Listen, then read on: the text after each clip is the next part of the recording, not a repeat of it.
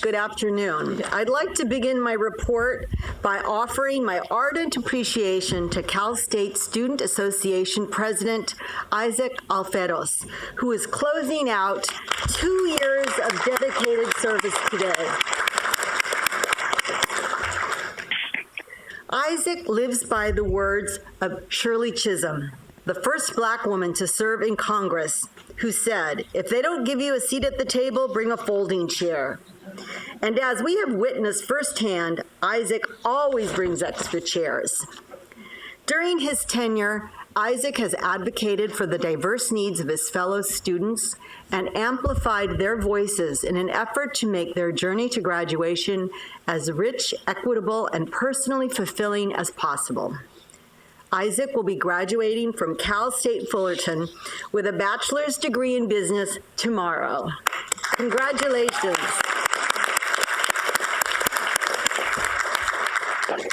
Congratulations, Isaac, and thank you for your service, which will positively impact the CSU and your fellow students for many years to come. This will also be Dr. Robert Collins' last meeting as chair of the Academic Senate.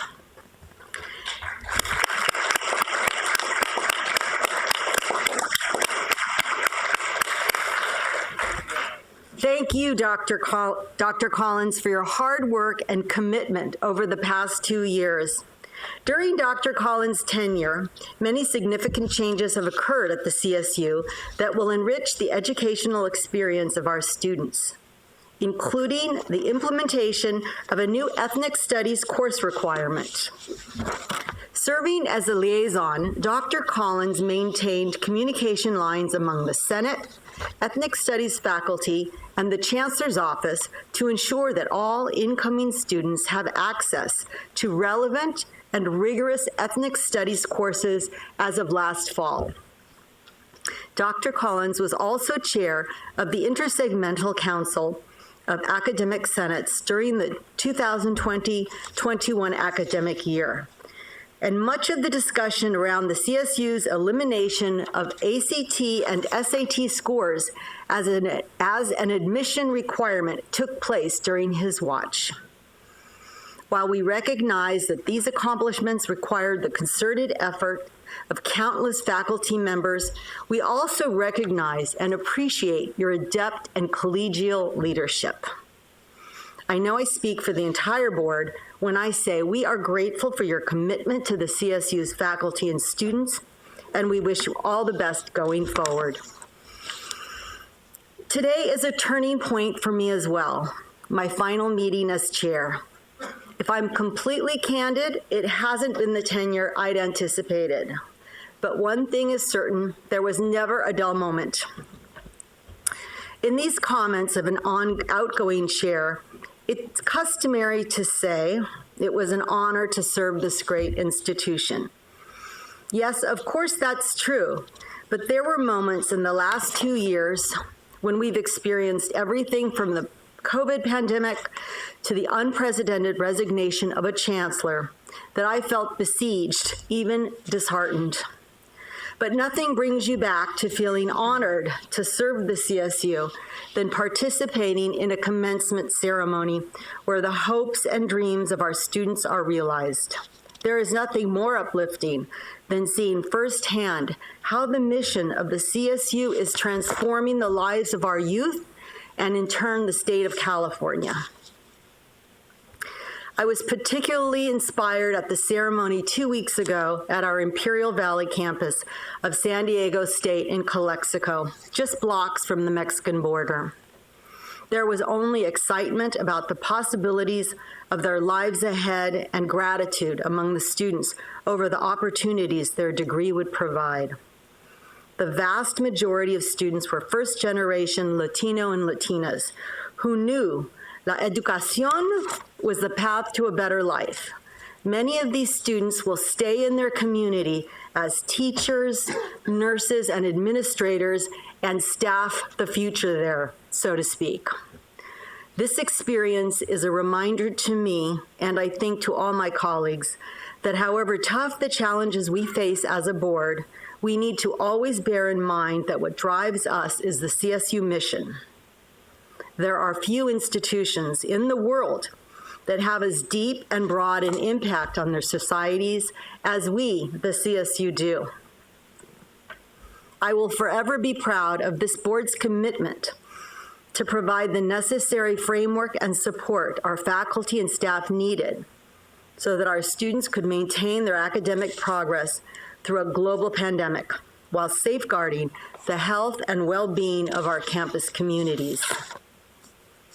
I am similarly pleased at our collective resolve, given the events and revelations of the past few months, to respond with authentic accountability, to take a hard look at ourselves and commit to meaningful positive change.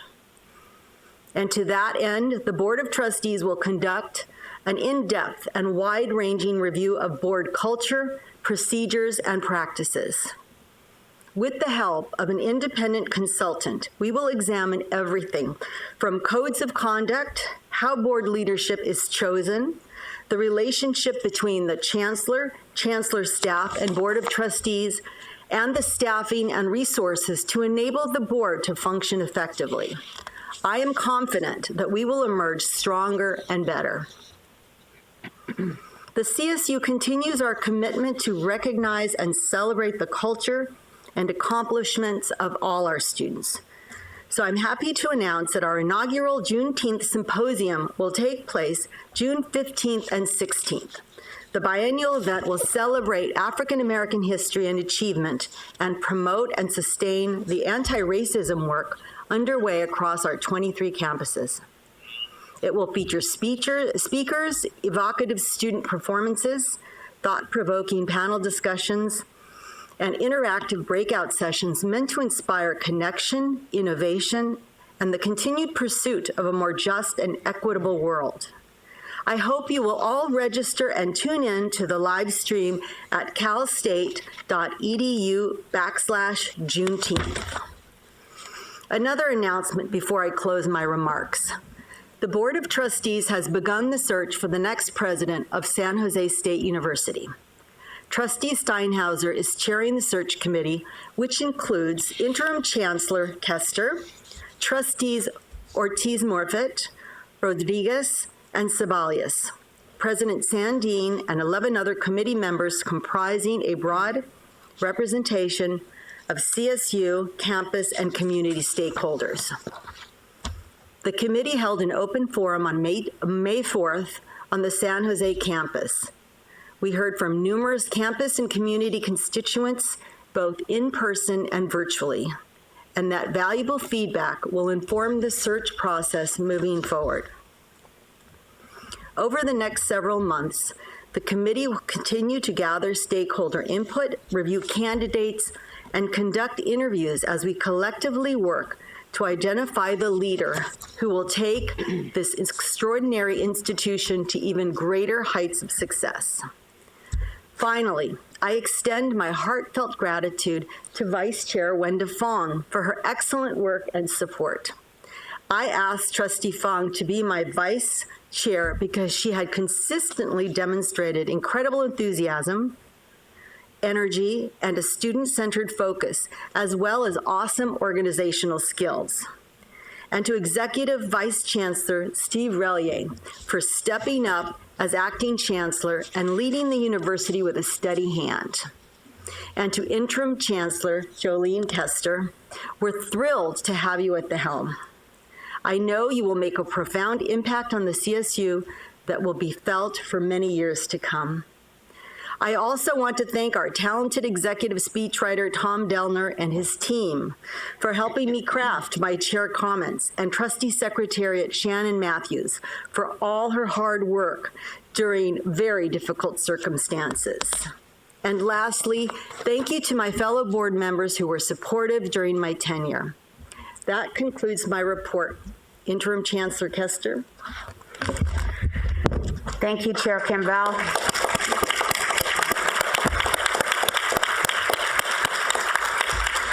The applause is a nice prelude to my personal thanks to you on behalf of the entire CSU for your consistently mission-driven leadership through what has undoubtedly been the most challenging time in the CSU's 62-year history.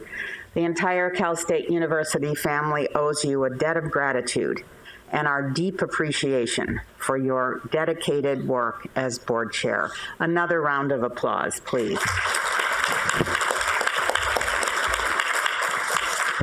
I'm going to do something just a little bit differently than your previous chancellors have done in the chancellor's report. I'm going to take the prerogative of being new, of trying to set the stage of who I am and what it is I intend to bring and the kind of work that I intend to do with all of you. My service as the CSU's interim chancellor is an alignment of my core values and experiences, and it reflects my deep commitment to the importance of this university system to the state of California. The CSU, for any of you who don't know me, has been my professional home since 1983. I arrived at Cal State Sacramento, as it was known then, as an assistant professor. I was a faculty member steeped in the traditional academic roles of teaching, scholarship, and service, and I very quickly became involved in university governance and administration. My last years at Sac State were as the Vice President for Academic Affairs and Provost. I was then given the true privilege to serve as CSUN's president from 2000 to 2011. Go Matadors.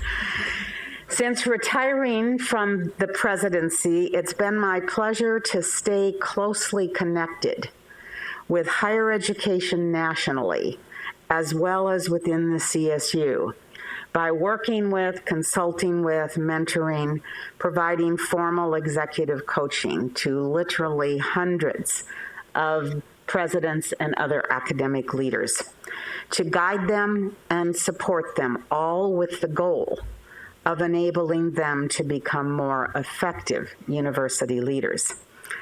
My affinity for the CSU is rooted in the convergence of my personal values with those of this remarkable university system. Those shared values include a belief in the individual and societal transformations that public higher education allows. Those values also include the recognition that all people deserve access to higher education, and thus the commitment, my commitment to diversity, equity, and inclusion is paramount.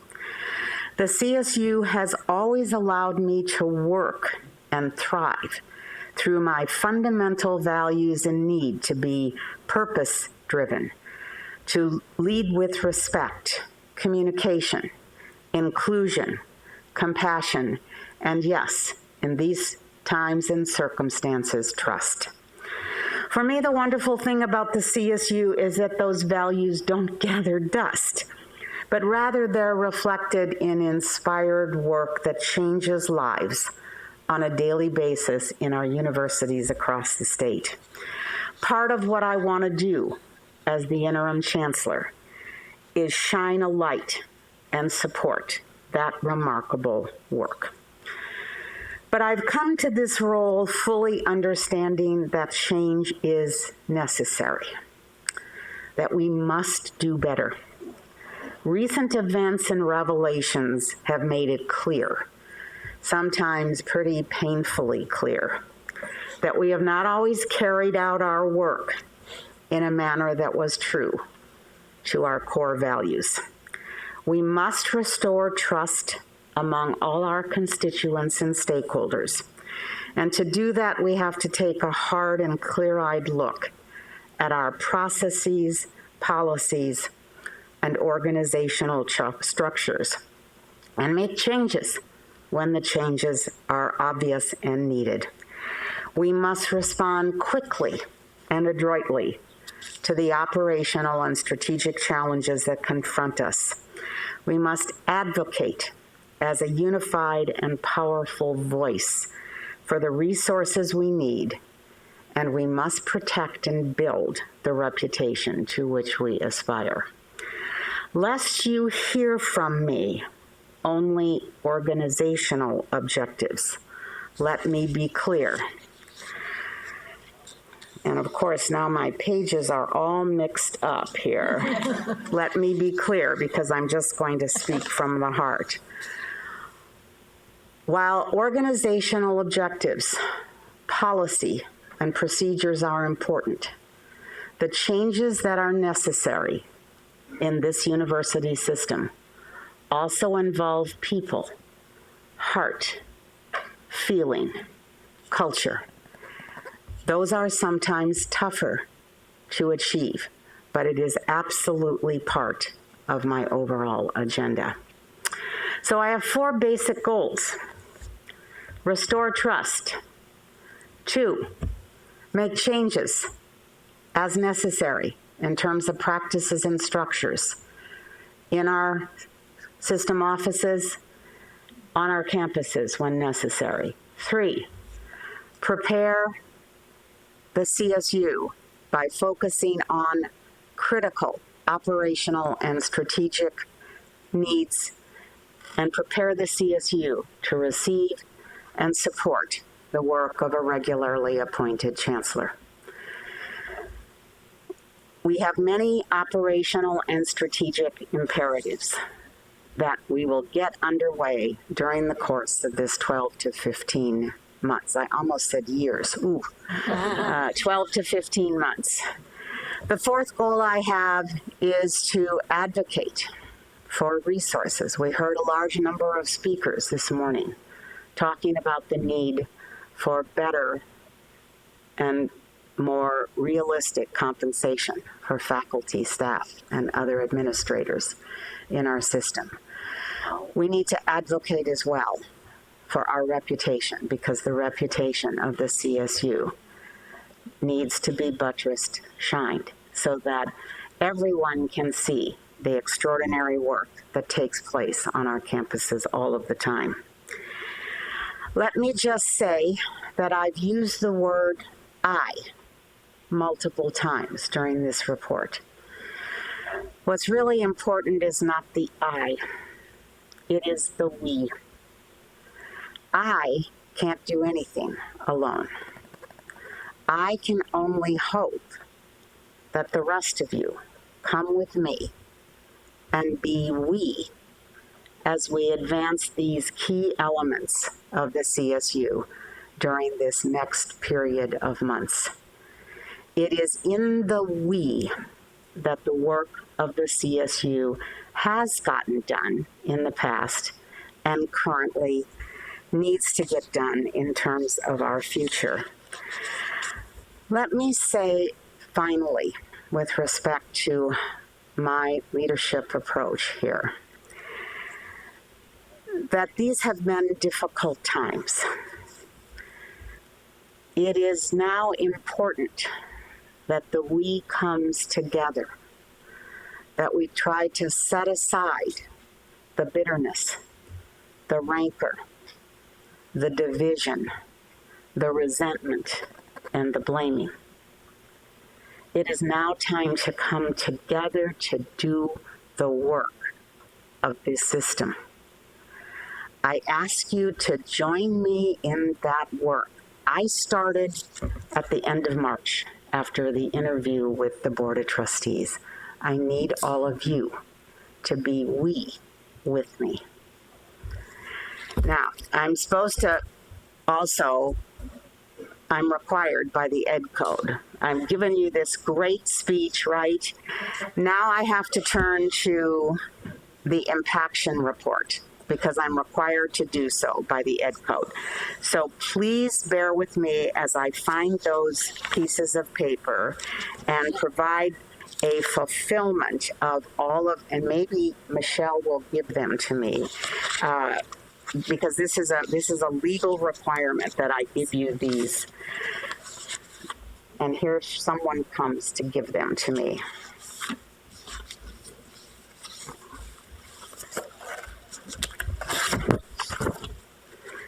I have it. Yes, that's it.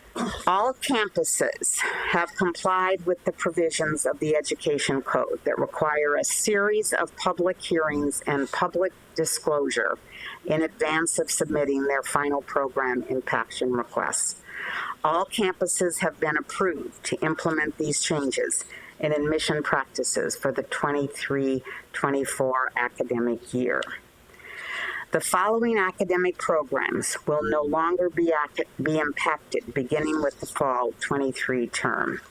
Chico State, impaction discontinued for freshman transfers and the social work program. Cal State East Bay, impaction discontinued for freshmen and transfers. CSU Monterey Bay, impaction discontinued for freshmen and transfers for biology, business administration, computer science, environmental science, technology and policy, kinesiology, marine science, mathematics, psychology, and undeclared. San Francisco State, impaction discontinued for kinesiology, exercise science, and movement science. At Sonoma State, impaction discontinued for early childhood studies and kinesiology. These are really interesting to hear because it shows you the array of the high-quality academic programs that we offer on our university campuses. The following campuses provided justification and received permission to update supplementary admission criteria for colleges and academic programs beginning with the fall 23 academic term. Bakersfield, nursing. Channel Islands, nursing. Guard license option, energy design option, and mechanical design option. Oh wait, I skipped one. Cal State Long Beach, the College of Health and Human Services, kinesiology, all options. Social work and health science, options, community health, education, and school health education. College of Natural Sciences and Mathematics, biology, all majors, marine biology, microbiology. College of Engineering and Computer Science. College of Art, music, both Bachelor of Arts and Bachelor of Music programs. Dance science, art, printmaking, film, and electronic arts. Options, narrative production, theory, and practice of cinema. At Cal Maritime, engineering technology programs, including facilities engineering technology and marine engineering technology, marine transportation, mechanical engineering, U.S. Coast Guard, license option, energy design option, and mechanic design option.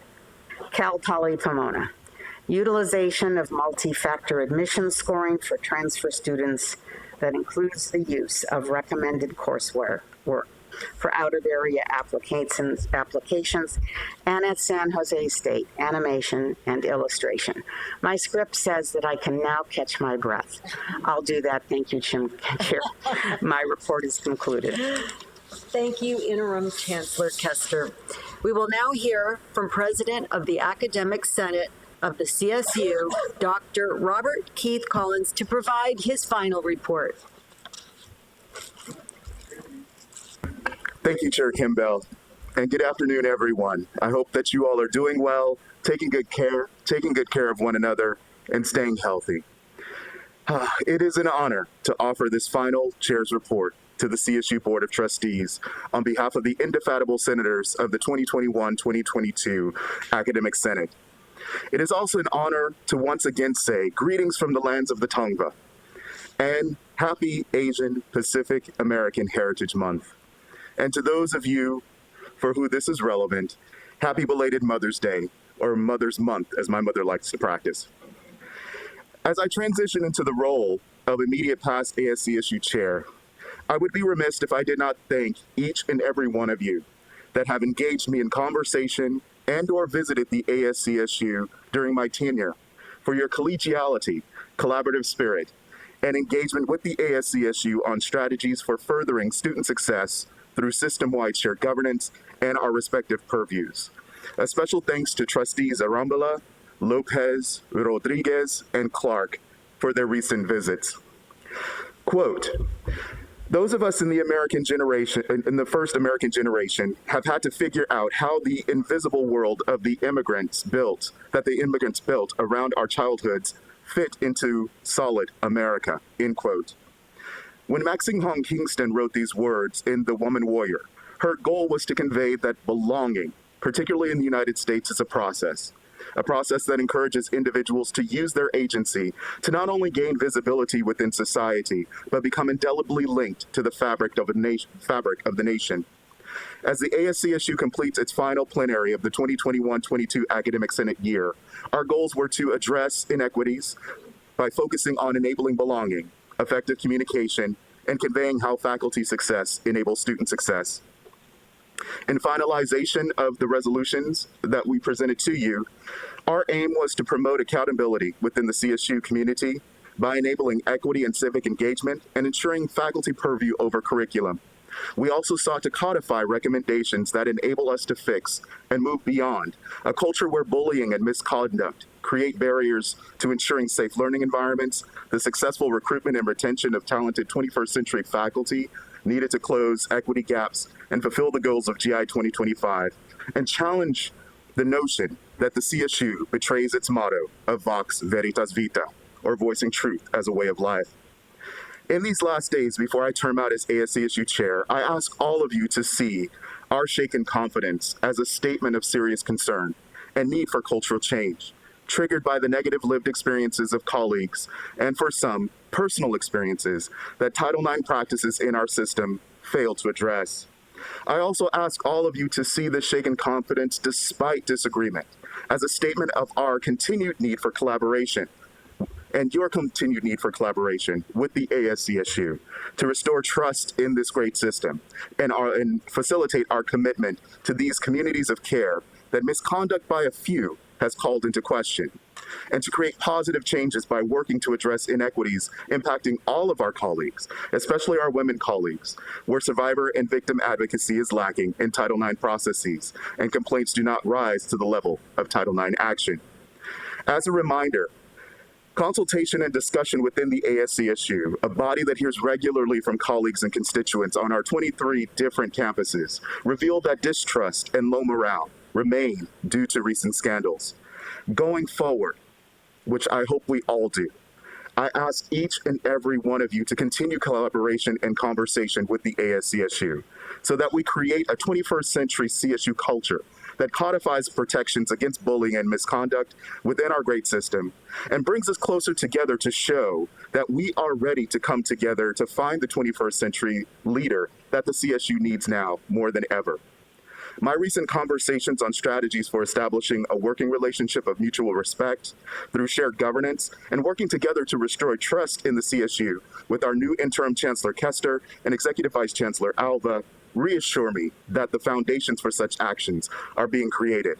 The 2021-22 Academic Senate truly appreciated the opportunity for each committee to revisit and revise our ASCSU CO tenets of shared governance, and recommends that this dialogue continues with the new 2022-23 Senate this fall, and approve revisions after weighing in. It's important to remind all that this document outlines tenets of shared governance between the ASCSU and CO, not campus senates. However, campus senates may wish to collaborate on and create such tenets with their administrations. However, directly to Interim Chancellor Kester, we stand ready to aid in the restoration of trust in this great system. On March 6th, the Intersegmental Committee of Academic Senates released the new General Education Transfer Pathway as required by Assembly Bill 928, Student Transfer Achievement Reform Act of 2021, Associate Degree for Transfer Intersegmental Implementation Committee. In summary, the recommendation from ICUS, CIS Special Committee on AB 928 that was approved by ICUS on April 25th during our meeting, requires 34 units of coursework in the following areas: English composition, critical thinking and composition, oral communication, mathematical concepts and quantitative reasoning, arts, humanities, 2 courses in social and behavioral science, physical science, biological science, and a laboratory course in bio or physical science, which is of 1 unit, as well as ethnic studies. In short, the new pathway pattern recommended to ICUS requires the following segmental actions. The UC will accept oral communication as a new third course in Area 1, English Communication, and the CSU will remove its lifelong learning and self-development course from IGETSI and treat it as an upper division requirement. It's important to note that while the work on the pathway has been completed, the vetting process within the segments now begins. Some may ask, what is the point of feedback now? Allow me to remind all that this vetting process is an opportunity for campuses to weigh in, provide ICUS with a sense of what was missed and the nature of any potential negative impacts that this new pathway may have on departments and programs. While the nature of the pathway cannot be changed, ICUS can work together to offer cross-segmental suggestions for ways in which the System Senate might consider making changes internally to curricula that limit the extent of negative impacts. Lastly, a search for the name for the new pathway continues, and the student leadership from all three segments have made recommendations to ICUS. A special thanks to our wonderful liaison from the CSSA, Ms. Moreno Ruelas, who just graduated, as well as President Alferos for their active participation in this process. And you'll graduate tomorrow. These recommendations will be shared with all and discussed in the new name and approved at our ICUS meeting next week. This meeting will also allow for smooth handoff of AB 928 work from the 2021-22 to the new 2022-23 ICUS that will be trailered by the California Community Colleges. On May 19th and 20th, the ASCSU met for our final plenary of the 2021-22 academic senate year. This meeting was held remotely, which made me the first ASCSU chair in our first remote ASCSU chair in our 59 years. Our remote agenda was once again rigorous, consisting of 24 resolutions, and I promise not to read them all, 17 of which returned in second reading from the 27 engaged during our March plenary. These also included commendations for outgoing senators, as well as expressions of sincere gratitude to Interim Chancellor Kester, Acting Chancellor Relier, and Associate Director Simpson-Aliska for establishing and maintaining collegial working relationships with the ASCSU. 5 non-commendation resolutions of potential significance for the board are as follows. Cultural taxation, issues, and faculty input. This resolution calls for faculty experiences of cultural taxation to be collected. The second, promoting victim and survivor advocacy in CSU Title IX practice. This resolution reaffirms our commitment to preventing workplace bullying and the need for support of victims, as well as support for them during the process. The third is our academic senate calendar of 2022-23, and our meetings will still proceed the week before the board. The next is requirements for shared governance processes to support system-wide California State University naming. This resolution, in consultation with ABC Redfern, established a shared governance process with the ASCSU to support system-wide CSU naming. The next is increased support for CID course review. This is very needed. This resolution acknowledges the difficulty in recruiting faculty to review courses in the CID process and requests and calls for increased compensation as an incentive to CSU faculty already extensively engaged in the scholarship of teaching and learning. The next is existing faculty and staff mental health concerns exacerbated by the COVID-19 pandemic. This resolution calls for additional resources to support faculty and staff as a result of the mental health crisis that occurred during the COVID-19 pandemic, and requests a task force to determine what additional resources and actions can support faculty mental health long-term. The next is in support of increasing access to CSU teacher preparation programs. This resolution acknowledges and supports efforts to increase teacher credential candidate pools and the new pathways to meet the basic skills requirement in subject matter competencies. And the last, which we do not take lightly, is loss of confidence in the Board of Trustees' handling of former Chancellor Castro's resignation and call to reform executive compensation upon separation from the CSU. This resolution is rather self-explanatory. And while it represents direct action and may singe already singed administrative feet, it asserts a loss of confidence in the board's handling of unfortunate circumstances, not the board itself. It is important to note that actions called for were already deftly stated as areas of address for investigation with forthcoming timelines by Chair Kimbell. Therefore, I ask all of you present to please see the resolution, not for the negative feelings it evokes in you, but as a statement of the shaken confidence of the CSU faculty. This statement of serious concern is a call for much needed cultural change that was triggered by the negative lived experiences with sexual misconduct that many of my colleagues have had system-wide. Some experiences occurred or are occurring within our grade system right now. Others occurred outside our system, and it would be misplaced, definitely a misplaced action to blame the CSU. However, I ask all of you, is it misplaced to express concerns about reduced or erased feelings of personal safety when one sees misconduct occurring in a work environment that one trusted to be safe and Title IX practices fail to protect? The important part of this question is trusted to be safe. Again, I ask all of you to see this shaken confidence despite disappointment also as a statement of continued need for collaboration with the ASCSU. To, in the deft paraphrase words of Chair Kimbell, restore trust in the CSU, address compensation and retreat rights, and enhance our commitment to these communities of care that misconduct by a few has called into question. As immediate past chair of the ASCSU, I cannot tell this next Senate chair what to do, but the system and my faculty colleagues have my commitment to continue to work with the ASCSU, as well as our new ASCSU chair, so that we continue to move this illustrious body of scholars, administrators, and students definitely forward. That we engage in the creation of positive changes by working to address inequities impacting all of our colleagues, especially our women colleagues, the directive force behind this resolution, who still find survivor and victim advocacy lacking in the Title IX process because their complaints never rose or do not currently rise to the level of Title IX action and its need.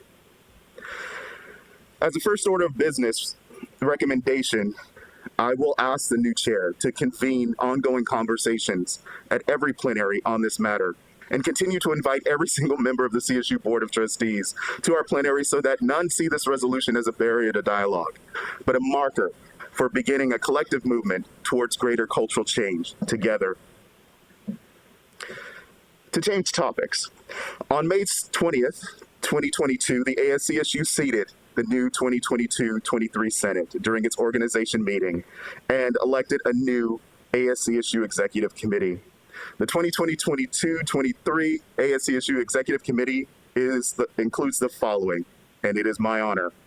Chair Beth Steffel of San Bernardino, Vice Chair Tom Norman of Dominguez Hills, Secretary Mark Vencels of San Jose State, Betsy Boyd of Chico State, Member at Large 1, and Adam Swinson, Northridge, Member at Large 2, and myself as immediate past chair. In closing, it has truly been an honor to serve 2 terms as ASCSU chair, and both an honor and a privilege to work with all of you. During my service as ASCSU chair, I hope that you will agree that we have come together despite different interpretations of what it means to speak truth as a way of life, to enable belonging, common unity, more effective communication, and demonstrate how and why faculty success enables student success. Together, we have made history. Together, through our agreements and disagreements, we have aided in the implementation of an ethnic studies requirement in the largest 4-year institution in the nation. Together, we have faced legislative intrusion yet again and enhanced transfer to our system while maintaining our commitment to the Golden Four. Together, we have agreed and will continue to agree that caste and sexual misconduct, like racism, creates barriers to faculty and student success and have no place in the CSU. Together, and during the COVID-19 pandemic, we aided our colleagues and turned the largest 4-year institution in the nation into the largest online educational institution. We also found out that we are not so different as humans as our academic and administrative ranks and roles suggest. Access to technology is a concern for faculty, staff, and administrators, as well as our students. Food and housing insecurity is of equal concern for faculty, especially lecturers, as it is for our students. Together, these are issues that we have faced, and through our continued common unity, we have been and will continue to be effective at addressing. I am proud of and forever grateful to each and every one of you for your candor, unique contributions according to purview, collegiality, and service, sometimes at the expense of your day jobs, to the CSU. These attributes will never be forgotten and forever respected. Maxine Hong Kingston reminds us in the 5th book of Peace, quote, "The images of peace are ephemeral. The language of peace is subtle. The reasons for peace, the definitions of peace, the very idea of peace have to be invented and invented again," end quote. These words have guided me over the past 2 years, and it is my sincere hope that you all have found our common unity and the relationship building practices approved by the ASCSU Executive Committee with this CO and this body, but also collaborations with other stakeholders that have enabled our collective successes, such as our liaison from the Chancellor's Office who sit on our committees, such as the California Faculty Association, who together we have engaged in legislative advocacy and hopefully get a budget, the CSSA, who we have not only engaged in legislative advocacy with, but in particularly understanding how they experience the teaching that the faculty do, have come to understand what is necessary to make them relevant in the 21st century. And I could go on and on about WASC and the Legislative Analyst's Office, but I won't. However, if so, you found these important, then please know that in my letter to the next ASCSU chair, these practices will be stressed for continuance, along with the need to find even more strategies to ensure effective collaboration and communication between the ASCSU and our many stakeholders. For my greatest intent is to leave you all with the reminder that common unity is not inherent, nor evident because the notion is said. It is just 2 words. Yet, common unity, like community, its derivation, must be invented and maintained again and again. And it is an honor to pass the gavel to former Vice Chair Steffel, now Chair-elect Steffel, to continue the maintenance of this collaboration. Thank you very much, Chair Kimbell. This concludes my final report to the CSU Board of Trustees as ASCSU Chair. Please know that you, and as you term out, leave inspiration in your footprints. It has been an honor to work with you all, and I'm happy to answer any questions that you all may have.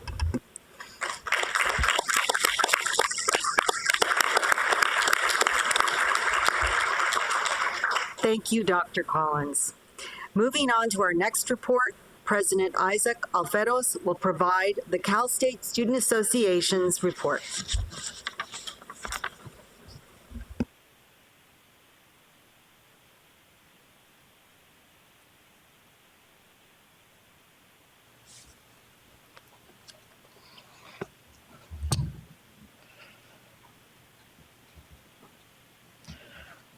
Okay, let's see.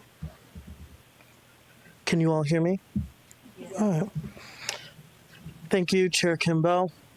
And good afternoon to our trustees and our guests here. I'll first start off by wishing you all a happy Asian American and Pacific Islander Heritage Month.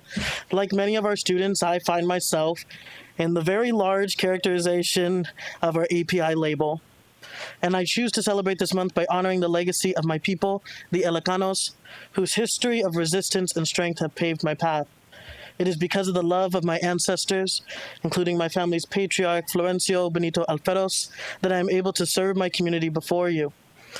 And I encourage you all to join in celebrating this month of beautiful heritage through the connections and shared themes that tie us all together: community, prosperity, and ancestry. Seeing as it is May, I'm excited to continue an annual tradition of ours at CSSA and acknowledge the service of some notable leaders within our CSU community. You may recall in my last report that I shared with you that we honored Manmeet Singh, a student at San Francisco State, as our Student Advocate of the Year, and also recognized Assemblyman Jose Medina and Senator Connie Leyva as our Legislators of the Year as well. Today, I'd like to announce more individuals who our board would like to recognize for their work in supporting and engaging students in shared governance. I'd like to ask that when your name is called, if you can make your way to the podium to receive your award, and we'll do a quick photo, that'd be greatly appreciated. First, our Faculty Excellence in Advising of the Year Award goes to Dr. Mei Ling Malone.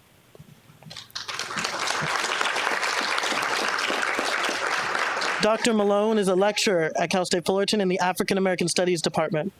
In her pedagogy, Dr. Malone emphasizes the application of knowledge. But what distinguishes her in the eyes of our students is more than just this. It is her commitment to leadership by example.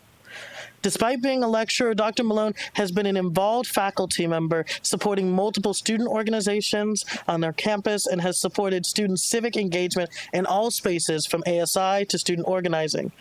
So, on behalf of our nearly 500,000 CSU students, Dr. Malone, thank you for all you do for our students and for our greater community. Do you want to go to the other side and get the photo? We're going to go to the photo.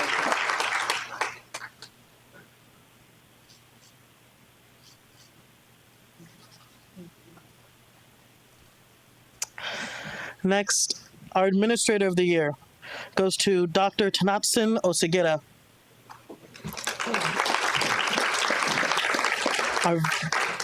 Dr. Osagira serves as the Vice President of Student Affairs at Cal State Fullerton.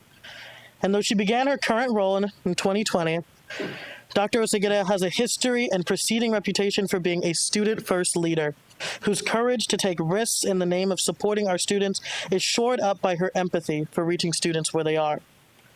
Our students were impressed by not just her leadership at Cal State Fullerton, but also her leadership throughout the system and across the state of California. So on behalf of our nearly 500,000 students, Dr. Osagira, thank you for embodying a commitment to love and support for our students and for redefining impactful leadership in our time of crises.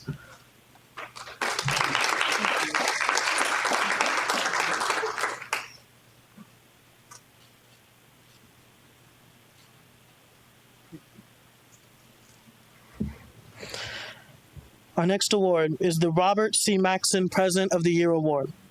This award goes to Fresno State's President Saul Jimenez Sandoval.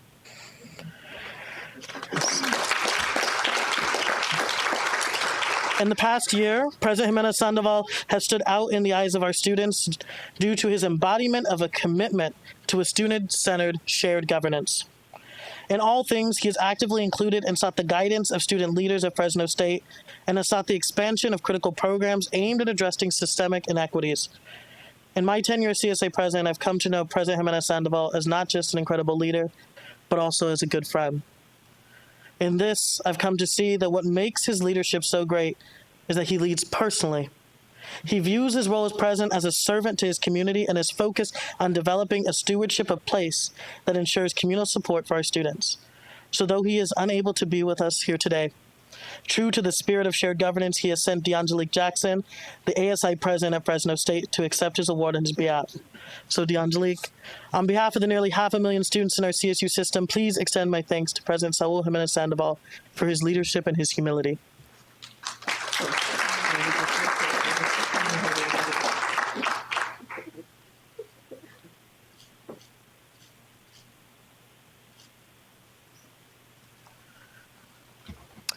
Lastly, our Bob Linchet Trustee of the Year Award goes to Trustee Yamilet Rodriguez. During her tenure on this board, Trustee Rodriguez has sought the opinion and experience of all of our students. She has asked insightful and thoughtful questions of our students during her campus visits to better understand their lived experiences and the reality of what it takes to be a CSU student in these times. We are so thankful and grateful for her student-centered leadership and look forward to continuing working with her to advance student priorities. So please join me in thanking and congratulating Trustee Rodriguez.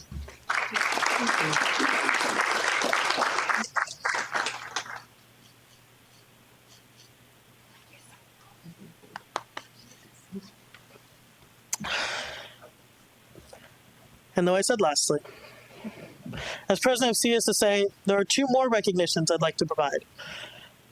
First is to Trustee Crystal Reynez. You're going to have to come up here too, I'm sorry. Though Crystal has spent her last 2 years as a trustee, her service to her fellow students extends beyond just this body. As a student leader at CSU Bakersfield, Crystal centered the experiences of marginalized students and sought an expanded definition of civic engagement to include all students. At CSSA, Crystal sought to expand the inclusion of students around the system by spearheading the CSU Says It Right campaign. And as a trustee, Crystal has worked ardently to expand the support services provided for students across the CSU. So thank you, Crystal, for your service to our students.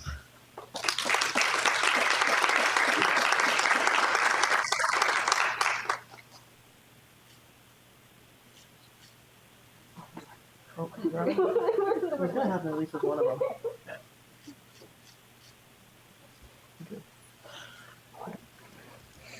And my actual last recognition.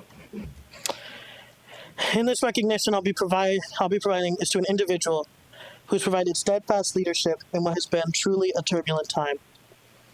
This individual stepped up and has leaned in to provide our entire system with compassionate, empathetic, and consistent leadership at a time when we needed it most. Beyond this, they have served the CSU for years, providing trusted and proven guidance in their ongoing efforts to help build a fairer and more equitable education here within the CSU. With that, I would like to ask Executive Vice Chancellor Steve Relier to join me at the podium in accepting his special recognition and excellence in leadership.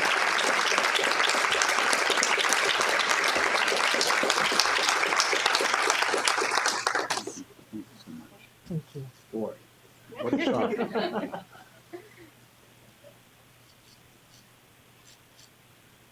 Thank you. Thank you. Thank you so much. We like to keep some of them surprises. It makes for better photos. With that said, it's with a bittersweet heart that I stand before you to give my last report to this body as president of our students. And though I have many thoughts to share and many individuals to recognize as well, I'll first outline the updates I have for CSSA's ongoing work. As always, addressing the total cost of attendance continues to be our organization's #1 priority. We're thankful to this body for not increasing tuition this year and want to extend our appreciation for all faculty, staff, and administrators that are making strides in utilizing free or affordable course materials. Over the past 4 years, CSSA has highlighted the immense need for the state to fundamentally rethink the Cal Grant system into one that best serves our students. And we've made progress in removing artificial barriers that have previously existed for students, such as age and time out of high school. But more needs to be done. CSSA, along with other equity organizations, has advocated and will continue to advocate for the Cal Grant Equity Framework and the funding for its implementation. And over the next few weeks, CSSA will continue our budget advocacy efforts with legislative leaders and the Governor's Office of the Cal Grant Equity Framework, and we hope that the system will join us in this advocacy as well. Additionally, I'm proud to announce that as part of our partnership with C-Success and Apple, CSSA's board members will participate in our version of C-Success as well. It is our hope that if student leaders have access to the same devices we provide our students, they can advocate for their own campuses to also participate in this program. We will also be utilizing these devices to streamline our own governance and create new professional development opportunities for our students. Within this, we have developed our own partnership with Apple as well, one that sets a new precedent as we are the only student organization in the country to have a partnership with Apple, something I'm truly proud of. At our May plenary, our board also elected the new executive officers for the next academic year. And though I'll spare you the time and allow my successor to go into greater detail about them, it's my distinct privilege to announce the 2022-2023 CSSA executive officers. Vice President of Finance-elect is a student at Dominguez Hills, Jonathan Molino-Mancio. Vice President of Legislative Affairs-elect is Trent Murphy of Stanislaus State. Vice President of System-Wide Affairs-elect is Dixie Samaniego of Cal State Fullerton. Our chair-elect is Varenya Gupta from Cal Poly San Luis Obispo. And our president-elect is Krishan Malhotra of Stanislaus State. So lastly, it wouldn't be fit to leave this body without leaving you all with some parting words. This past year, it has been a distinct honor and privilege to serve our students, one I will hold close to my heart as I take the next steps in my career. I stand here thinking of how quickly this year has gone by And I'm reminded of the words of my father I shared with you all in my first report. Love looks like a lot of things to a lot of different people, but it must always look like accountability. At our last meeting, I shared words of advice for our incoming executive officers and hoped to impart some institutional knowledge. I shared with them what I consider to be the most important advice I can give. Allow yourself to fall in love with our students. Allow yourself to love the whole of us. You see, it's from this love that I've come to this body before asking for guidance and intervention in support of our students.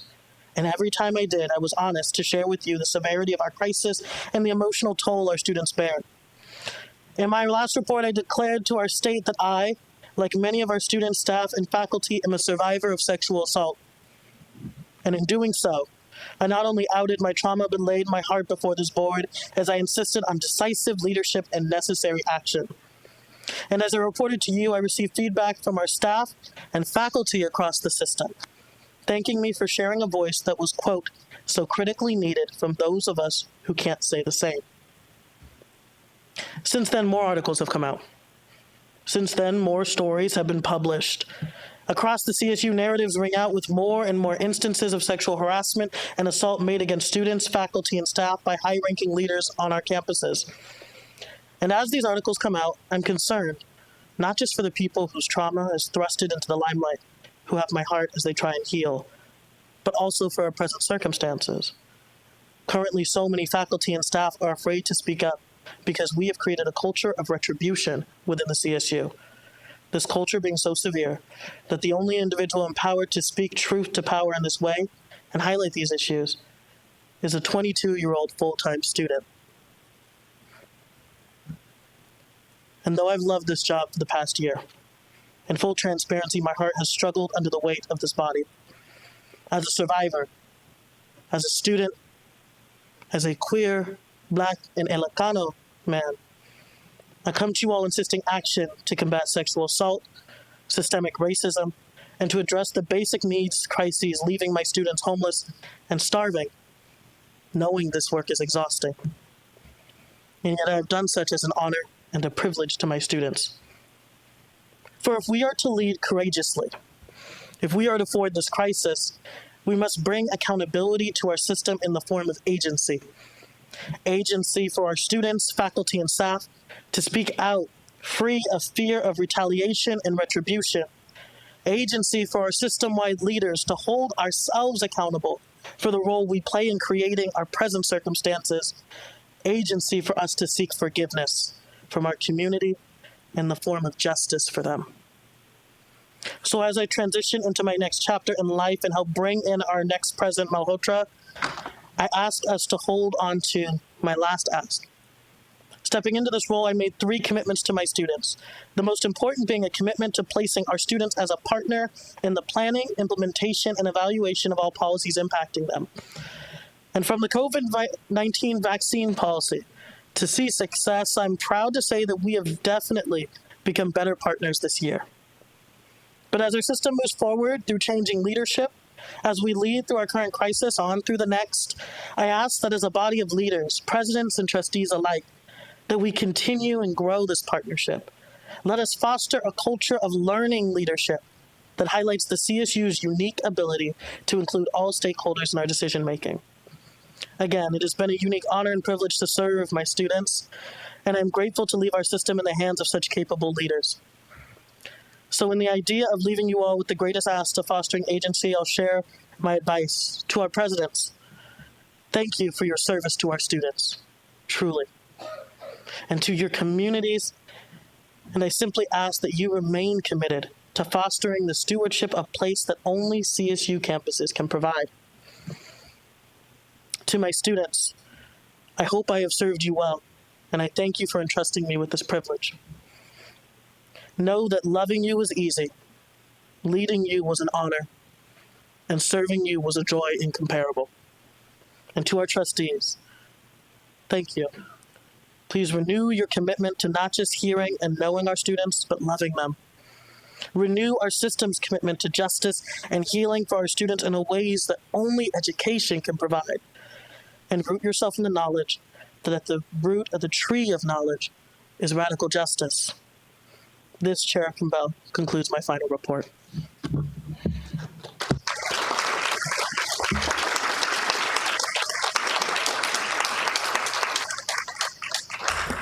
Thank you, Isaac.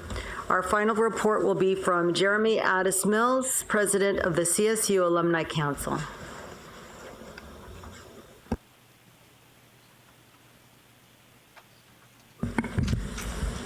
Jeremy is joining via Zoom today. He had a COVID exposure, so he should be on audio.